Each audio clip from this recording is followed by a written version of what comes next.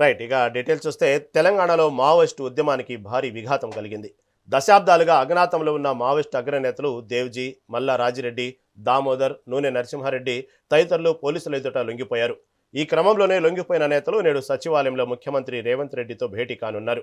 జనజీవన స్రవంతిలో కలిసిన వీరికి ప్రభుత్వం తరపున అందే పునరావాస ప్యాకేజీలు, భవిష్యత్తు భద్రతపై ఈ సమావేశంలో చర్చించనున్నారు. అగ్రనేతల లొంగుబాటుతో రాష్ట్రంలో మావోయిస్టు ప్రాబల్యం దాదాపుగా ముగిసినట్లేనని విశ్లేషకులు భావిస్తున్నారు.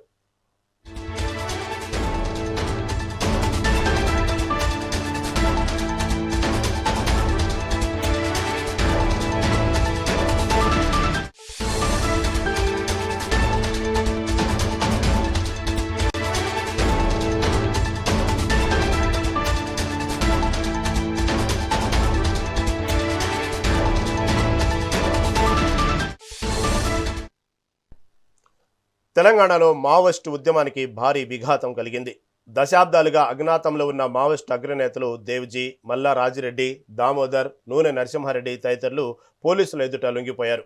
ఈ క్రమంలోనే లొంగిపోయిన నేతలు నేడు సచివాలయంలో ముఖ్యమంత్రి రేవంత్ రెడ్డితో భేటీ కానున్నారు. జనజీవన స్రవంతిలో కలిసిన వీరికి ప్రభుత్వం తరపున అందే పునరావాస ప్యాకేజీలు, భవిష్యత్తు భద్రతపై ఈ సమావేశంలో చర్చించనున్నారు. అగ్రనేతల లొంగుబాటుతో రాష్ట్రంలో మావోయిస్టు ప్రాబల్యం దాదాపు ముగిసినట్లేనని విశ్లేషకులు భావిస్తున్నారు.